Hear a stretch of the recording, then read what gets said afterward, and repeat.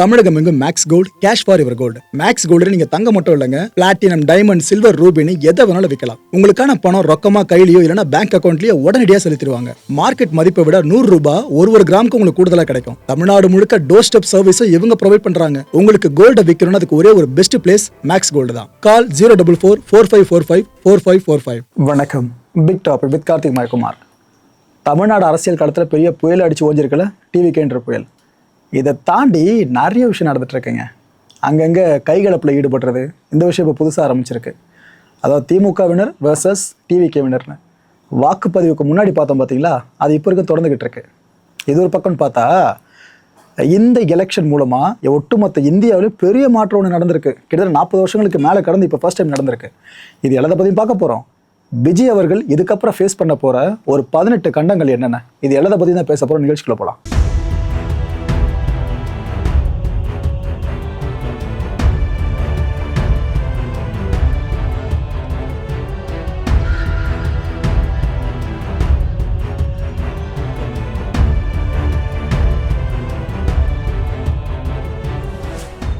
பொதுவாக சட்டப்பேரவை சார்ந்து ஒரு ஆட்சி மாற்றம் ஏற்படுது அப்படின்னா வேற ஒரு புதிய கட்சியோ கூட்டணியோ வந்து மொத்தமாக அங்கே ஆளும் தரப்பாக உட்கார போகிறாங்க, அப்போசிஷனாக ஒரு சில பார்ட்டி வந்து உட்கார போதுன்ற நிலைமை கிரியேட் ஆகும் போதெல்லாம் இந்த தலைமைச் செயலகம் இருக்குல்ல, அங்கே இருக்கிற அறைகளை க்ளீன் பண்ணுவாங்க. இந்த ப்ரொசீஜர் எப்பவுமே நடக்கிற ஒன்று தான். அது இந்த முறை ஆரம்பிச்சிட்டாங்க. ஃபுல்லாக அந்த தலைமைச் செயலகத்தில் அமைச்சர்களுக்கு அறைகள் கொடுக்கப்பட்டிருக்கும்ல, அதுக்குள்ளே இருக்க ஃபோட்டோஸ் எல்லாம் எடுத்துருவாங்க. இப்போது ஜெயலலிதா அவர்கள் ஆட்சி பண்ணுறாங்கனாக்கா அப்போ திமுக சார்ந்த ஃபோட்டோஸ் உள்ள பார்க்க முடியாதுல்ல. திமுக ஆட்சி பண்ணுறப்ப ஜெயலலிதா அவர்கள் கட்சி சார்ந்த ஃபோட்டோ சொல்ல பார்க்க முடியல. இது ரொட்டீனாக நடக்கிற விஷயம் தான். அது இப்போ நடந்திருக்கு. ஸ்டாலின் அவர்களோட புகைப்படத்தை அந்த அறைகளிலிருந்து நீக்கியிருக்காங்க. ஏன்னா எல்லா மினிஸ்டர்ஸோட ரூம்ஸ்லையும் அந்த புகைப்படம் இருக்குமா, அதை எடுத்தாச்சு. கலைஞர் அவர்கள் புகைப்படங்களையும் ஃபுல்லாக எடுக்க ஆரம்பிச்சிட்டாங்க. அந்த வேலையெல்லாம் ஜரூராக போயிட்டு முடிஞ்சிருச்சிங்க. ஆனால் என்ன ஆயிடுச்சுன்னா, டிவிகேவினர் சைடில் இருக்க சில பேர் அவங்க என்ன திறமை இதை பார்க்க ஆரம்பித்தாங்க. அமைச்சர்கள் அறைகளில் இருக்க குப்பைகளை அகற்ற பணி ஆரம்பிச்சிட்டாங்கன்னு அவங்க ஒரு பக்கம். இன்னும் டிஎம்கே சார்ந்து அகென்ஸ்டான மனநிலையில் இருப்பாங்களே, அவங்களுக்கு கிட்டத்தட்ட இதே தான் சொல்கிறாங்க. ஏன்ப்பா எப்போ நடக்கிற ப்ராசஸ் தானே, குப்பையில் அகற்றுவாங்க, அதான் நடக்குது அப்படின்னு சிம்பிளாக முடிச்சிடுறாங்க. ஆனால் இது டிஎம்கே சைடில் இருக்கவங்களுக்கு எந்த அளவுக்கு ஒரு ஊண்டை ஏற்படுத்தும் பாருங்களேன். அவங்க ப்ளஸ் டிஎம்கே சார்பு ஊடகங்கள் இருக்குல்ல, அவங்களாம் இந்த வீடியோ எடுத்து எப்படி பப்ளிஷ் பண்ணுறாங்கன்னா, ஒரு சோகமான மியூசிக்கை பேக்ரவுண்டில் போட்டு இவ்வளோ வருஷம் தமிழ்நாட்டை ஆண்டவங்க, இப்போ கடைசி ஆண்டு முடித்தவங்க, அவங்களுக்கு இப்போ ஏற்பட்ட நிலைமையான்ற மாதிரி சோக மியூசிக் போட்டு இந்த விஷுவல்ஸை பஞ்ச் பண்ணிட்டு இருக்காங்க. ஸோ ஒரே ஒரு முடிவு, மக்கள் எடுக்கிற ஒரு முடிவு அப்படியே மாற்றுறதுல கதையை உள்டாவா. இப்போ இதுதான் தமிழ்நாடு முழுக்க பேசுபொருளாக மாறி இருக்கு. என்னங்க குப்பைகள்னு சொல்கிறீங்கன்னு ஒரு பக்கம், இன்னொரு பக்கம் எப்போ நடக்கிற ப்ரொசீஜர் தானே இதையா பெருசாக பார்க்குறீங்க இன்னொரு பக்கம். இதை தாண்டி இதெல்லாம் தப்புங்க, நீங்கள் இது போலாம் பேசக்கூடாதுங்கண்ணே அப்படி ஒரு வாதம். ஒரு ஃபோட்டோ கிளியர் பண்ணுறதுல இவ்வளோ விஷயங்கள் போய்கிட்டு இருக்கு. ஆனால் ஸ்டாலின் அவர்களை சும்மா சொல்லக்கூடாதுங்க. அவங்க குளத்தூரில் அவருக்காக ஓட்டு போட்டான மக்கள் அவங்கள நேரில் சந்திக்கிற வேலையை ஆரம்பிச்சிட்டாப்புல. தோல்வி அடைஞ்சிட்டார், இல்லைன்னு சொல்லலை. ஆனாலும் எனக்கு ஓட்டு போட்டிங்க அப்படின்ட்டு அந்த மக்களை போய் சந்திக்கிற விஷயத்தில் அவர் மும்முரமாக ஈடுபட ஆரம்பிச்சிட்டாரு. இதுக்கப்புறம் ஒரு சிஎம் சார்ந்து இருந்த அந்த பந்தோபஸ்து, மற்றபடி சில அதிரி புதிரான விஷயங்கள், அதை பெருசாக அவர் சார்ந்து பார்க்க முடியாது. அது எல்லாமே இன்னொரு பக்கம் நடக்கும். எங்காவது தாவேக்கா சைடில் நடக்கும் ஃபுல்லாக. Okay right. அரவிந்த் கெஜ்ரிவால் அவர்கள் டெல்லியோட முன்னாள் சீஃப் மினிஸ்டர் இந்த எலெக்ஷனை முன்னிட்டு தமிழ்நாட்டுக்கே வந்து பரப்புரையில் ஈடுபட்டார், ஞாபகம் இருக்கா? கெஜ்ரிவால் என்ன சொல்கிறார் இப்போது, கல்வி, சுகாதாரம், பெண்கள் முன்னேற்றம், இது மூணுத்தையும் முன்னிறுத்தி தேர்தலை சந்திச்சிங்க நீங்கள், யாரை? டிஎம்கே சொல்கிறாரு. இதை நினச்சி நீங்கள் பெருமைப்படணும் ஸ்டாலின் அப்படின்னு சொல்லியிருக்காரு. ஏன்னா அப்படி இருந்த ஒருத்தர் ஸ்டாலின் அவர்கள் இப்போ அவரோட புகைப்படங்கள் அகத்துறது, இது போல விஷயங்கள் பார்க்கும்போது, சொந்த தொகுதியில் தோற்று இதெல்லாம் பார்க்குறப்ப இந்தியா முழுக்க ஒரு அதிர்வலை ஏற்படுத்தியிருக்கூட. ஏன்னா டிஎம்கே சார்ந்து பல பேர் விமர்சனம் பண்ணியிருந்தாலும் அவங்க மனசுல ஒரு தாக்கத்தை ஏற்படுத்தல சே அப்படின்ற மாதிரி. இவர் டிஎம்கேக்கு ப்ரோ தான், மாற்று கருத்தில். ஏன்னா பிஜேபிக்கு அகென்ஸ்டான ஸ்டாண்ட் எடுத்தவர். இன்ஃபேக்ட் பிஜேபியால் தான் தன்னோட சிறையில் அடைச்சிருந்தாங்க, அவ்வளோ தூரம் நான் கொடுமைகளை ஃபேஸ் பண்ணியிருந்தேன், கண்ணீர் விட்டு அழுத ஒரு மனுஷன். அவர் இந்த நேரத்தில் ஸ்டாலின் அவர்களுக்கு ஆறுதல் சொல்கிறது தான் முக்கியமான பணியாக கொண்டு இருக்காரு. இன்னொரு பக்கம் விஜய்க்கு தன்னோட வாழ்த்துக்களையும் அவர் இங்கே பதிவு பண்ணியிருக்காரு. கிட்டத்தட்ட 49 வருஷங்களுக்கு பிற்பாடு இந்தியாவில் ஒரு பெரும் மாற்றம் நடந்திருக்கு, கவனிச்சிங்களா? அதாவது இடதுசாரி அரசாங்கம்னு இந்தியாவில் ஒரு இடத்துல கூட கிடையாதுங்க. இடதுசாரி அரசாங்கமே கிடையாது இந்தியாவில். மேற்கு வங்கத்தில் ஒரு பக்கம் காலி, அங்கே பாஜக ஆட்சியை பிடிச்சிட்டாங்க. திரிபுராலையும் ஆட்சி ஏற்கனவே காலி. இதை தாண்டி கடைசியாக நம்ம கேரளா எடுத்துக்கங்க, அங்கே கம்யூனிஸ்ட் ஆண்டுகிட்டு இருந்தாங்களா, அங்கே இப்போ காங்கிரஸ் உள்ளே வந்தாச்சு. ஸோ இடதுசாரி அரசாங்கமே இல்லாத ஒரு இந்தியாவை 49 வருஷங்களுக்கு பிற்பாடு நம்ம இங்கே பார்க்குறோம். ஒரு விஷயம் சொல்லட்டுமா, காங்கிரஸ்க்கு அடுத்து இந்தியாவை ஆள்வதற்கு எல்லா தகுதிகளும் இருக்கிறவங்களா ஒரு தரப்பாக பார்க்கப்பட்டது இடதுசாரிகள் தான். ஆனால் பாஜக அதுக்கப்புறம் ஸ்பீடப் பண்ணாங்க பாருங்க, காங்கிரஸ்க்கு மாற்று நாங்கள் தான்றதை ப்ரூவ் பண்ணாங்க. இப்போ வரைக்கும் வியாபிச்சிட்டு இருக்காங்க. ஆனால் இடதுசாரிகள் நிலைமை கவலைக்கிடமாயிடுச்சுல. ஓகே, பனையூரில் இந்த தாவைக்கலை ஜெயிச்ச எம்எல்ஏஸ் இருக்காங்கள, முதல் கேண்டிடேட்ஸ், இப்போ அவங்க எம்எல்ஏஸ், அவங்களெல்லாம் நேரில் அழைச்சிருக்காரு விஜய் அவர்கள் பனையூர் ஆஃபீஸ்க்கு கூப்பிட்டு. அங்கே ஒரு மீட்டிங் வச்சு தான் கண்டக்ட் பண்ணியிருக்காங்க. அந்த கூட்டத்திலேயே தாவைக்கா சட்டமன்ற தலைவராக விஜய் அவர்கள் ஒரு மனதாக தேர்வு செய்யப்பட்டாச்சு. இது அஃபிஷியல் இன்ஃபர்மேஷன். ரெண்டு ஆளுநர் அர்லேக்கர் இருக்கார்ல, இவரை சந்திக்கிறதுக்கு விஜய் அவர்கள் நேரம் கேட்டிருக்காங்க. எதுக்காக அப்படின்னா, இப்போ பதவி ஏற்கிறதுக்கு அழைப்பு விடுக்கணும் பார்த்தீங்களா, இதுக்கான கடிதத்தை எழுதி இது நேரில் போய் கொடுத்தா கரெக்டாக இருக்கும்னு சொல்லிட்டு விஜய் அவர்கள் இந்த ஒரு அப்பாயின்மெண்ட்டை கேட்டிருக்காப்லையா. ஆப்வியஸாக அப்பாயின்மெண்ட் கிடச்சிரும். ஸோ ஆளுநராக விஜய் அவர்கள் சந்திக்கிற விஷயம் அடுத்து ஃப்ளாஷ் நியூஸாக எல்லா சேனல்களையும் பப்ளிஷ் ஆக ஆரம்பிச்சிடும். இங்கெல்லாம் தாவைக்கா கொஞ்சம் கூடுதல் கவனம் செலுத்துவாங்க. ஏன்னா இப்போ நம்ம ஜெயிச்சிட்டோம் என்ன அப்படின்னு நீங்கள் யோசிக்கலாம். பெரும்பான்மை கிடைக்கல, இது அடுத்த தேர்தல் சாதனை எதிரொலிக்கணுமா, அதுக்கு நீங்கள் இப்போதுமே வேலையை பார்க்க ஆரம்பிச்சது கரெக்டாக இருக்கும். இது ஆக்சுவலாக பாஜகவோட ஃபார்முலா.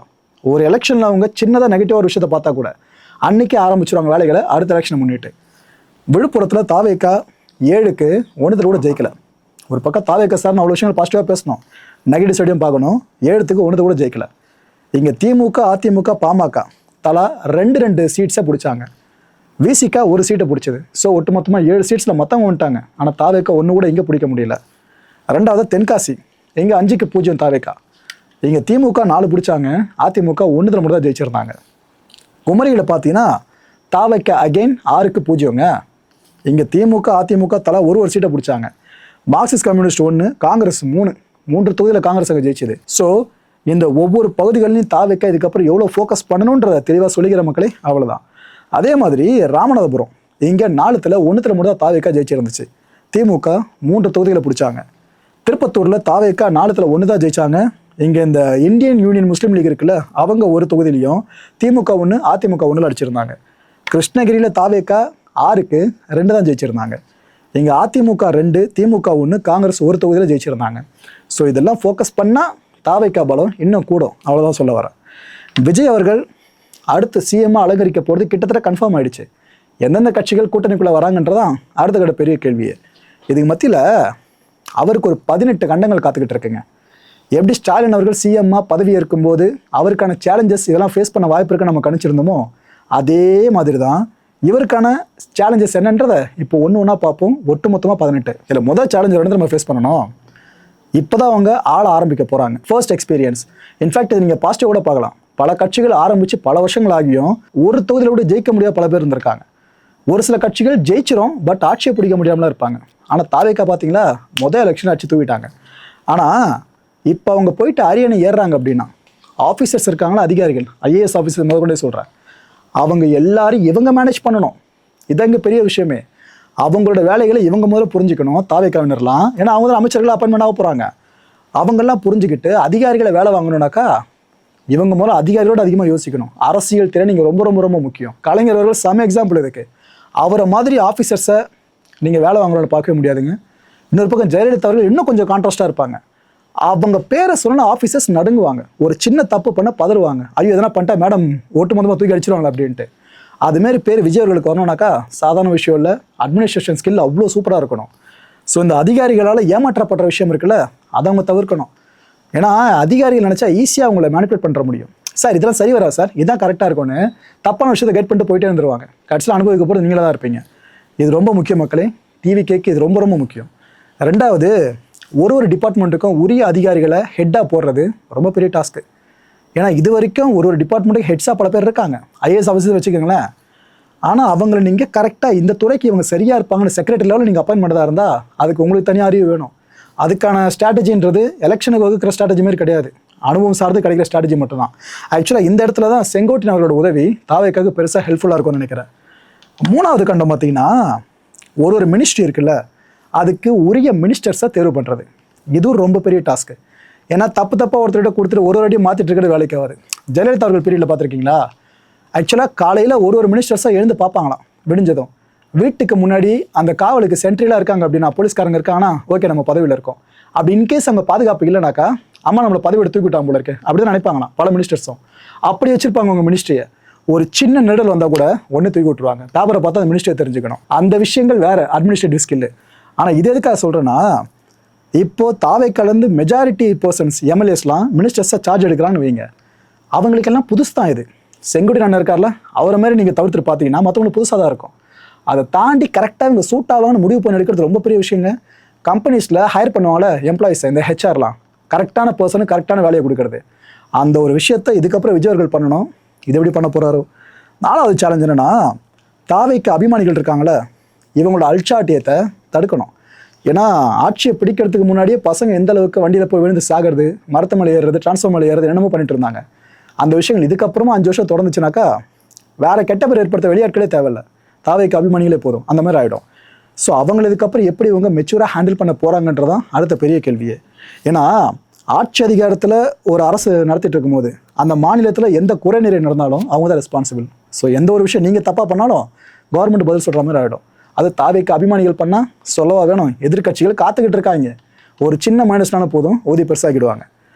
5வது 100% வாக்குறுதிகளை நிறைவேற்றணும்.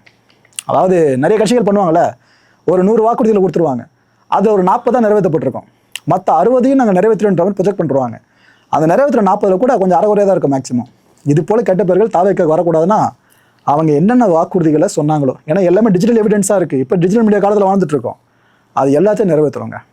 அதில் 1-2 இம்பாசிபிள் டாஸ்க்கும் இருக்குது அந்த வாக்குறுதிகள், அது எந்த அளவுக்கு இவங்க பண்ண போகிறாங்கன்னு தான் தெரியல.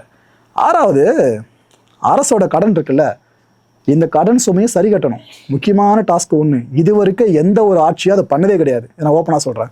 ஆனால் இதை அவங்க சரி கட்டினா பெரிய விஷயம் மக்களே.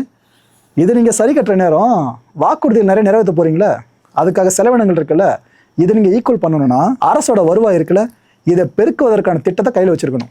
இங்கே அதிகாரிகள் உதவி தேவைப்பட இல்லைன்னு சொல்லலை, ஆனால் அந்த அதிகாரிகள் சொல்கிறத கரெக்டாக இருக்கான்றதை பகுப்பாய்வு பண்ணுற திறன் நம்மளுக்கு இருக்கணும். இதில் நம்ம தெளிவாக இருக்கணும் எப்போவுமே. நிறைய பேர் சொல்லுவாங்களே, அரசு எவ்வளோ கடனானு உங்களுக்குனாமா சாமானியம் என்ன பிரச்சனை அப்படின்ட்டு. அதெல்லாம் நம்பாதீங்க மக்களே. அரசு கடன்றது கவர்மெண்ட் நடத்துகிறாங்களே அவங்க பாக்கெட்லேருந்து எடுத்து கொடுக்கறது கிடையாது, மக்களோட வரிப்பணம் சார்ந்து அந்த டெபிசிட் அவங்க ஃபேஸ் பண்ணுறதா அது. அப்படி இருக்கும்போது தமிழக அரசுக்கு ஒரு கடன் இருக்குன்னா மக்கள் நம்ம தலையில் அந்த கடன் இருக்குன்னு தான் அர்த்தம். இது டிவிக்கு நல்லா தெரியும் நம்புகிறேன் இப்போ வரைக்கும் ஆழமா. ஓகே, 7வது கண்டம் எம்எல்ஏஸ். இந்த குதிரை பேரங்களை கேள்விப்பட்டிருப்பீங்களே, அது மாதிரி ஏதாவது ஃப்யூச்சரில் நடக்குது அப்படின்னா, இவ்வளோ பெரிய கோட்டையை இப்போ டிவிக்கே மாறிடுச்சுல, இந்த கோட்டையிலேருந்து ஒரு செங்கலாக உருவது ஈஸி, ஒரேடியாக தகர்க்கிறது தான் கஷ்டம். அந்த செங்கல்களாக இருக்க எம்எல்ஏக்களை உருவ ஆரம்பிச்சிட்டா ஆட்சி நடக்கும் போது. ஸோ இதில் ரொம்ப ரொம்ப கண்ணுங்கருத்துமாக இருக்கணும். 8வது எதிர்கட்சியாக அமர்றது திமுகன்னு வைங்க. இப்போ கிட்டத்தட்ட அவங்க தானே கன்ஃபார்ம் ஆயிருக்காங்க. திமுக எதிர்கட்சியாக இருக்குனாக்கா ஆளுங்கட்சிக்கு தலைவலி ரொம்ப அதிகமாக இருக்கும். அதாவது இதுக்கெல்லாம் போராட்டம் பண்ணுவாங்களாம் அப்படின்னு நீங்கள் யோசிக்கலாம். திமுக அந்த விஷயத்த ரொம்ப பெருசாக கொண்டு போவாங்க. ஸ்டேட் வரைக்கும் மட்டும் இல்லைங்க, சென்ட்ரல் வரைக்கும் கொண்டு போகிற ஒரு பெரிய லெகசி திமுக கிட்ட இருக்கு. அவங்க ஆளுங்கட்சியாக இருக்கிறத விட திமுக எதிர்கட்சியாக இருக்கும் போது தான் ரொம்ப பவர்ஃபுல்லாக பார்க்கப்படும். அப்போ ஏற்பட்ட திமுக நீங்கள் எதிர்கட்சியாக சமாளிக்கணும்னாக்கா தெளிவாக இருக்கணும். அது மட்டும் இல்லை, கொளத்தூரில் ஸ்டாலினை தோக்கடிச்சிருக்கீங்க. இந்த ஒரு எண்ணம் ஒரு திமுக எம்எல்ஏ மனசில் ஓடிக்கிட்டு இருக்கோம் ஆழமா. ஸோ நீங்கள் திமுக எதிர்கட்சியை சமாளிக்கிறீங்கனாக்கா நீங்கள் அந்தளவுக்கு உஷாராக இருக்கணும். அந்த இடத்துல ஒரு சின்ன தவறு போதும் உங்கள் ஆட்சியே தப்புன்றதை எல்லாரும் சொல்ல வைக்கிற மாதிரி அவங்க ப்ரொட்டஸ்ட்டை பெருசாக ஆரம்பிச்சிடுவாங்க. 9வது விஷயம் வெள்ளை அறிக்கை. இதை வெளியிடுறதுக்கு டிவிகே கவர்மெண்ட் எப்போவுமே ரெடியாகவே இருக்கணும். ஏன்னா ஏதாவது ஒரு பிரச்சனை வருதுன்னா, இவ்வளோ ஊழல் அவ்வளோ ஊழல் அது என்ன சொல்கிறாங்கனாக்கா உடனே வெள்ளை அறிக்கை வெளியிடுனா எல்லாருமே கேட்க ஆரம்பிப்பாங்க. அப்போ சும்மா தடுமாறிக்கிட்டு இல்லை அதெல்லாம் பண்ண முடியாது சொல்லிக்கிட்டு ஏதாவது நீங்கள் எந்த நெகட்டிவாக பதில் சொன்னாலும் மக்களே கடுப்பாடுவாங்க. ஸோ வெள்ளை அறிக்கை வெளியிட எப்போவுமே ரெடியாக இருங்க, அது அந்த அரசுக்கு ரொம்ப நல்லதாக இருக்கும். 10வது இயற்கை இடர்கள் இருக்குல்ல, இதை திறம்பட சமாளிக்க ரெடியாகணும். ஏன்னா மற்ற விஷயம்லாம் நீங்கள் மேனேஜ் பண்ணிடலாம், ஆனால் எப்போ திடீர்னு மழை ஆட்சி பழக்கம், எப்போ ஃப்ளட்டு பெருசாக வரும், எப்போ என்னென்ன விஷயம் இயற்கை சார்ந்து நடக்கும், இந்த டிசாஸ்டர் கணிக்க முடியாதுல்ல. ஆனால் அதுக்கெல்லாம் ரெடியாக இருக்கிறது எந்த ஆட்சி அமைதோ அந்த ஆட்சிக்கு ரொம்ப ரொம்ப நல்லது. ஏன்னா மக்கள் கோபப்படுறதுக்கு பிரதான காரணமாக ஒன்று பவர் கட்டு, இன்னொன்று அந்த விஷயத்த சொல்லலாம். இந்த இயற்கை பேரிடறப்ப நீங்கள் எப்படி செயல்படுறீங்க, தண்ணி ரொம்ப வருதா பெருசா, இதை கட்டுப்படுத்துங்க என்ன பண்ணியிருக்கீங்க, முன்னாடி வடிகால் வரி அமைச்சிங்களா, எதனா பண்ணிங்களான்னு அவ்வளோ கொஸ்டின்ஸ் ரைஸ் பண்ணிவிடுவாங்க. அப்போ விஜய் இவர் அவரெல்லாம் பார்க்க மாட்டாங்க, மக்கள் கோபம் வேற மாதிரி இருக்கும், அதெல்லாம் ஃபேஸ் பண்ண ரெடியாக இருக்கணும். 11வது தேசிய அரசியலுக்கான எம்பிஸ் இருக்காங்களே, இவங்களை குழப்பம் இல்லாமல் தேர்வு பண்ணுறது பெரிய டாஸ்க். ஏன்னா இப்போ எம்எல்ஏஸ் டிவிக்கில் ஓகே இருக்காங்க, இவங்களோட ஸ்ட்ரென்த்தை பேஸ் பண்ணி ராஜ்யசபாவில் எம்பிஸாக பல பேர் அப்பாயின் பண்ணப்படுவாங்களே, அதில் யார் அப்பாயின் பண்ணால் தொகுதி பிரச்சனைகள் சார்ந்து பெருசாக நாடாளுமன்றம் வரைக்கும் கொண்டு போவாங்க. ஏன்னா இந்தியா முழுக்க இப்போ டிவிக்கு சார்ந்து ஒரு பெரிய அபிமானம் வந்துருச்சு பல மாநிலங்கள்லையும். யாருப்பா அவங்க வந்து 2 வருஷத்தில் ஆட்சியை பிடிச்சிட்டாங்க, அது தமிழ்நாட்டில் அப்படின்னு பல பேர் பில்டப்பாக பார்த்துட்டு இருக்காங்க. அதை அப்படியே மெயின்டைன் பண்ணணும்னாக்கா இங்கேருந்து போகிற ரெப்ரசன்டேட்டிவ்ஸ் அங்கே அந்தளவுக்கு பேசணும், அதுமாதிரி ஆட்களை செலக்ட் பண்ணி கொடுக்கணும். 12வது விஷயம் உட்கட்சி மனஸ்தாபங்கள் இருக்குல்ல, இதை முளையிலேயே கிள்ளி எறிஞ்சிடணும். ஏன்னா ஒரு கட்சி வெளியே ப்ரொஜெக்ட் பண்ணுறது வேற, ஆனால் உள்ளுக்குள்ளே எல்லா கட்சிகளுக்குள்ளேயும் பிரச்சனை போயிட்டு தான் இருக்கும். உதாரணத்துக்கு ஒரு 300 நிர்வாகிகள் இருக்கான்னு வைங்க, அவங்களுக்குள்ள பிரச்சனை வராமல் இருக்கும்னு நினைக்கிறீங்களா? கண்டிப்பாக வரும். அப்படி நீங்கள் ஒரு கட்சியோட சொல்ல முடியாது இங்கே பிரச்சனை இல்லை அப்படின்ட்டு. அப்படி உட்கட்சி மனஸ்தாபங்கள் வருதுன்னா அதை முளையிலேயே கிள்ளி எடுக்க விஜய் அவர்கள் தான் டைரெக்டாக வரணும்னு அவசியம் இல்லை. அவங்க சீஃப் மினிஸ்டராக மாறுறாங்கன்னா அவங்களுக்கு 1008 வேலை இருக்கும். அதுக்கு அடுத்த லெவலில் இருக்காங்களே அவங்க நியாயவான்களாக இருந்தால் சரியாக இருக்கும். அதை விட்டு ஃபேவரிசம்ன்ற ஒன்று இந்த பார்ட்டிக்குள்ளே எட்டி பார்த்துச்சு, ரொம்ப கஷ்டம். நம்ம ஜாதிப்பா, காசு நல்லா உள்ள பார்ட்டிப்பா, எனக்கு இந்த சீட்டு கிடைக்க அப்படி தான் காரணம், அது இதுன்னு தப்பான நபர்களை நீங்கள் சரியான காரணம்னு சொல்லிட்டு அவங்களுக்கு ஆதரவு கொடுத்துட்டு இருந்தீங்க, அது கட்சியை ஒட்டு மொத்தமாக கீழே எடுத்து விட்டுரும். கடைசியில் கெட்ட பேர் யாருக்கு வரும்? இந்த ஒரு மனுஷனுக்கு தான். இல்லை 13வது சவால் என்னென்னா, கட்சிக்கு சரியான செய்தி தொடர்பாளர்களை நியமிச்சே ஆகணும், கரெக்டானவங்களா. ஏன்னா எங்களுக்கு இருந்த மனக்குறை என்ன தெரியுமா, இந்த எலெக்ஷன் முன்னாடி வரைக்கும் டிவிக்கே சார்னு யாராவது விமர்சனம் பண்ணுறாங்க, அது வன்மத்தில் பண்ணுறாங்க அப்படின்னா நம்ம பதில் கொடுத்துருப்போம். ஆனால் அந்த பதிலை கொடுக்க வேண்டிய இடத்துல டிவிக்கே செய்தி தொடர்பாளர்கள் இருந்திருப்பாங்க, ஆனால் அவங்க பெருசாக வாயை திறந்துருக்க மாட்டாங்க. அந்த குறைபாடு இதுக்கப்புறம்லாம் மக்கள் பொறுத்துட்டு இருக்க மாட்டாங்க. ஏன்னா எலெக்ஷன் முடிஞ்சிருச்சு, நீங்கள் தான் ஃபுல்லாக அதிக எம்எல்ஏஸை ஹோன் பண்ணியிருக்கீங்க அப்படின்னு இருக்கப்ப உங்கள் கட்சி நிலைப்பாடுகளை மற்றவங்க தவறாக ப்ரொஜெக்ட் பண்ணும்போது உங்கள் பார்ட்டியை சேர்ந்தவங்க ஒரு 4-5 பேர் போடுங்களா செய்தி தொடர்பாளர்களா, அவங்க ஃபுல்லாக எக்ஸ்பிளைன் பண்ணி மக்களுக்கு புரிய வைக்கணும். அப்போ தான் உங்கள் தரப்பு நியாயம் புரியும். ப்ரோ எங்கள் அண்ணா ஆட்சியில் என்ன ப்ரோ தப்பு நடக்க போதில் வாய்ப்பு இல்லை அப்படின்னு நினைக்கலாம். நான் ப்ராக்டிக்கலாக பேசுகிறேன். ஒரு நாளும் 1008 பிரச்சனைகள் நடக்கும். அதில் ஒன்று பெருசாக வெடிச்சதுன்னா கவர்மெண்ட் தலைவலியாக மாறிடும். அந்த நேரத்தில் உங்கள் நிலைப்பாடை தெளிவாக சொல்ல அதுக்கேற்ற செய்தி தொடர்பாளர்கள் கண்டிப்பாக வேணும். 14வது சேலஞ்சு, திராவிட கட்சிகளுக்கு மாற்று அப்படின்ற சிந்தனையில் மக்கள் இப்போ இருக்காங்க. டிவிக்கே ஓட்டு போட ஒவ்வொருத்தரும் அந்த இடத்துல இருக்காங்க. இதை நீங்கள் சரியாக நிறுவனம் டிவிக்கே. அதை விட்டு நீங்கள் பண்ணுற விஷயங்கள் அதிமுக திமுக டச்சிலே இருக்குன்னு வைங்க, மக்கள் யோசிக்க ஆரம்பிச்சிருவாங்க. மாற்ற வேணும் தான் இவங்களை சூஸ் பண்ணோம், ஆனால் இவங்க எதுவும் மாற்றி பண்ணுற மாதிரி தெரியலையே, எல்லாம் ஒரே மாதிரி தான் இருக்காங்களே அப்படின்ற யோசிக்க ஆரம்பிச்சிட்டாங்க. அதுக்கு அடுத்த எலெக்ஷனில் டிவிக்கு நிலைமை கொஞ்சம் கஷ்டமாயிடும். இது கட்சி மேலே இருக்க நல்ல அபிப்பிராயத்தில் இந்த விஷயத்த சொல்ல வேண்டியதாக இருக்குது. அந்த 15வது சவால் என்னென்னா, அரசியல் முதிர்ச்சியானவர்ப்பா நான் அப்படின்றத காட்டும்படியாக விஜய் அவர்கள் முடிவுகள் எடுக்கணும். அந்த எடுக்கிற முடிவுகளே அந்தளவுக்கு ரிசல்ட்டை கொடுக்குறதா இருக்கணும். இது ஜெயலலிதா அவர்கள் ரொம்ப ரொம்ப சூப்பராக பண்ணுவாங்க. ஒரு பெரிய ஆன்மீகவாதி அரெஸ்ட் பண்ண விஷயம் ஞாபகம் இருக்கா? ஜெயலலிதா அவர்கள் எடுத்த முடிவு அது. அதான் பல பேருக்கு ஷாக்கு. அது மாதிரிலாம் சில அதிரடி முடிவுகளை கரெக்டாக எடுத்தாங்கனாக்கா இவருக்கான இமேஜ் இருக்குல்ல, இதுனா அடுத்த லெவலுக்கு போகும். ஆனால் எடுக்கணும். 100ல் 1 முடிவு தப்பாயிட்டாலும் எதிர்கட்சிகள் அந்த ஒரு விஷயம் போதும் உங்களை ஃபுல்லாக வச்சு வசைப்படுறதுக்கு. 16வது விஷயம், தாவேகாவுக்குன்னு தனி ஒரு டிவி சேனலையோ இல்லைனா டிஜிட்டல் பிளாட்ஃபார்மையும் அவங்க கொண்டு வந்தால் சிறப்பாக இருக்கும்னு நினைக்கிறேன். எதுக்கு ப்ரோ அதை ஆட்சியை பிடிச்சாங்க அப்படின்னு கேட்டிங்கன்னா, ஒரு எலெக்ஷனை பற்றி மட்டும் யோசிக்காதீங்க. இதுக்கு அடுத்தடுத்து என்ன பண்ணுவீங்க, எதிர்காலம் கட்சி சார்ந்து என்னவாகும், இது எல்லாத்தை பற்றி யோசிச்சு நான் சொல்கிறேன். ஏன்னா ஊடகங்கள் பெரிய ரோலை ப்ளே பண்ணுங்க, அதுவும் சமூக ஊடகங்கள் இன்னும் பெருசாக ரோலை ப்ளே பண்ணிக்கிட்டு இருக்கு. அப்புறம் டிஜிட்டல் எல்லாம் வந்துட்டு இருக்கோம். ஸோ ஒரு பேருக்குன்னு ஒரு பொலிட்டிக்கல் சேனலை ஒன்று கொண்டு வந்தாங்கன்னா அது சிறப்பாக இருக்கும். மற்ற கட்சிகள் இவங்களை பெருசாக தாக்கி பேசினாலும் என்ன நடந்துச்சு அப்படின்னு நிதர்சனத்தை இவங்க தரப்பில் வெளிப்படுத்த அந்த சேனல் அவங்களுக்கு ஒரு உத்வேகம் கொடுக்கலாம். ஓகே. 17வது விஷயம், தவறான கட்சி நிர்வாகிகள் இருக்காங்களே இவங்களை நீக்கிறதுக்கு எப்போவுமே நீங்கள் ஆட்கள் உட்பட்டவங்களாப்பா அப்படின்றத மன ரீதியாக தயார்படுத்திடணும். அதாவது இப்போ ஒரு பெரிய போஸ்ட்டை கொடுக்குறீங்க, ஒரு மினிஸ்டர் வேலைக்கே வச்சுருக்கீங்க வைங்களேன் டிவிக்கில், நாளைக்கு கவர்மெண்ட் என்ன பிளாக் மார்க் வருதுனாக்கா விசாரணை முடியல வரைக்குமாச்சும் அவரை சஸ்பெண்ட் பண்ணுறது, பதவி நீக்கம் பண்ணுறது தற்காலிகமாக, இல்லை தப்பு கன்ஃபார்ம் ஆச்சுனாக்கா ஒட்டு மொத்தமாக தூக்குறது, அடிப்படை உறுப்பினர் பொறுப்புலேருந்து சொல்கிறேன். இது போல் அதிரடி முடிவுகளை எடுக்கிறதுக்கு விஜய் அவர்கள் ரெடியாக இருக்கணும். நான் இப்படி எப்போனாலும் எடுப்போமா முடிவை அப்படின்னு அந்த கேடர்ஸ் எல்லாருக்கும் அவங்க ஆல்ரெடி சொல்லியிருக்கணும். அந்தளவுக்கு அவங்கள தயார்படுத்தி வச்சிருக்கணும். இல்லைனா வெளியே வந்து தாவேக்கா இப்படி தலைவர் இப்படின்னு அவங்க வசப்பட ஆரம்பிச்சிருவாங்க. இல்லை கடைசியாக 18வது சேலஞ்ச் என்னென்னா, எந்த ஒரு மனுஷனுக்கும் தனிப்பட்ட வாழ்க்கையில் பிரச்சனை பெருசாகிடுச்சுன்னா பொது வாழ்க்கையிலும் சரி ப்ரொஃபஷனல் லைஃப்லேயும் சரி ரொம்ப சர்க்கிள்களை ஃபேஸ் பண்ண ஆரம்பிச்சிருவாங்க. அதுமாதிரி தனிப்பட்ட பிரச்சனைகளை முடிஞ்ச அளவுக்கு நிவர்த்தி பண்ணிடணும், சரியாக பண்ணிடணும். அப்படியே விஜயர்கள் பண்ணிட்டாருனாக்கா சூப்பருங்க, அவருக்கு ஆப்ஷன்களே கிடையாது. பொது வாழ்க்கையில் அவர் நினைக்கிற விஷயங்களை பண்ணிட்டு இருக்கலாம். ஏன்னா மக்களுக்கு நல்லது பண்ணணும்னு நினச்சி வந்திருக்க மனுஷன், அதனால் இவ்வளோ விஷயங்களை சொல்ல வேண்டியதாக இருக்குது. யோசிச்சு பாருங்களேன், ஒரு விவாகரத்து வழக்கு சார்ந்து ஒரு சிஎம் ஒரு கோர்ட் அப்ரோச் பண்ணுறாரு எப்படி இருக்கோங்க? புதுசாக இருக்கல, நடக்காதுன்னு நினைக்காதீங்க. ஜஸ்ட்டு இருக்கிற நிதர்சனத்தை சொல்கிறேன், அவ்வளோதான். ஏன்னா விஜய் சார் நல்லா ஹாப்பி ஃபேமிலியை கொண்டு வரதான் மாற்று கருத்து இல்லை. ஆனால் ஃபேமிலி மெம்பர்ஸ் எல்லாரும் சந்தோஷமாக இருக்காங்கன்னு கேட்டிங்கன்னா உங்களுக்கே தெரிஞ்சிருக்கும்.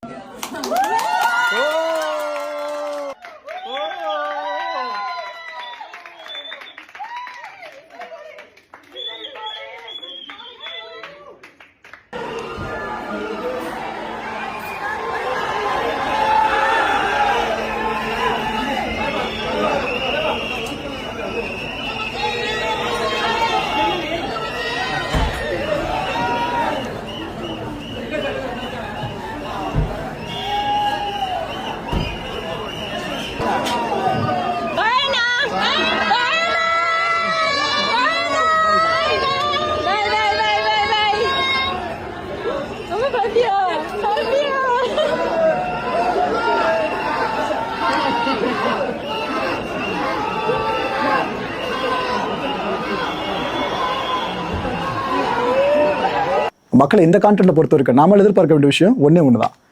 விஜய் அவர்கள் மேலே மக்கள் வச்சிருக்க அதீத நம்பிக்கை இருக்குல்ல, இதை சிதையாமல் பார்த்துக்கிறது 99% கஷ்டம். புரியுதா? 99% கஷ்டம்.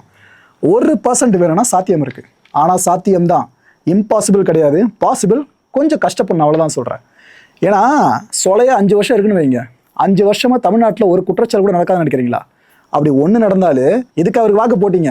இதனால தான் எக்ஸ்பீரியன்ஸான ஆட்களுக்கு ஓட்டு போடணும் அப்படின்ட்டு நம்மளை ட்ரிகர் பண்ணி விட பல பேரும் காத்துக்கிட்டு இருப்பாங்க. இதுக்காக சொல்கிறேன். ஸோ இது போல் ஒரு கரை கூட படியாமல் மட்டும் தாவைக்கா கரெக்டாக ஆட்சியை கொண்டு போகிறாங்க அப்படின்னா, கூட்டணி கட்சியில் வராங்க, அவங்களே அரவணைச்சு கொண்டு போகிறாங்க அப்படின்னா, திமுக அதிமுக தமிழ்நாட்டு அரசியல் ஏற்படுத்தின பெரிய தாக்கம் இருக்குல்ல, அதை விட 100 மடங்கு தாக்கத்தை இந்த கட்சியில் ஏற்படுத்த முடியும். பார்ப்போம். இதெல்லாம் நடந்துச்சுன்னா ஓகே, பாசிட்டிவாக நான் சொல்கிற விஷயங்கள்.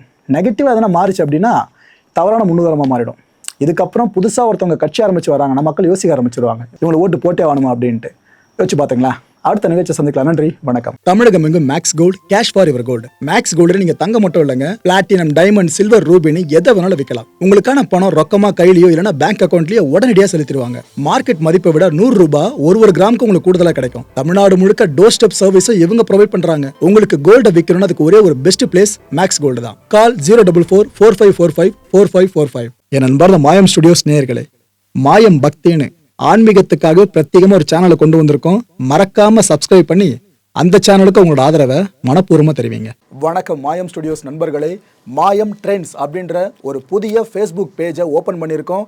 நீங்கள் யூடியூப்ல பார்த்துட்டு இருக்கீங்களா நம்மளோட கான்டென்ட்ஸ்லாம், இதெல்லாம் விட ஒரு படி மேலே ரொம்ப கிறிஸ்பாகவும் ரொம்ப சூப்பராகவும் நிறைய கான்டென்ட்ஸ் உங்களுக்கு இந்த பேஜில் காத்துட்டு இருக்குங்க. ஸோ உடனடியாக ஃபேஸ்புக் பிளாட்ஃபார்ம் போங்க, மாயம் ட்ரெண்ட்ஸ்னு டைப் பண்ணி சர்ச் பண்ணி நம்ம பேஜை ஃபாலோ பண்ணுங்க. அப்படியே நம்ம சேனலையும் நீங்கள் சப்ஸ்கிரைப் பண்ணிட்டீங்க அப்படின்னா இன்னும் நிறைய புது புது கான்டென்ட்ஸை உங்களுக்காக ப்ரொடியூஸ் பண்ணி கொடுத்துக்கிட்டே இருப்பாங்க. நீங்கள் பண்ணுற ஒவ்வொரு சப்ஸ்கிரிப்ஷனும் எங்களுக்கு பெரிய மோட்டிவேஷனாக அமையும்.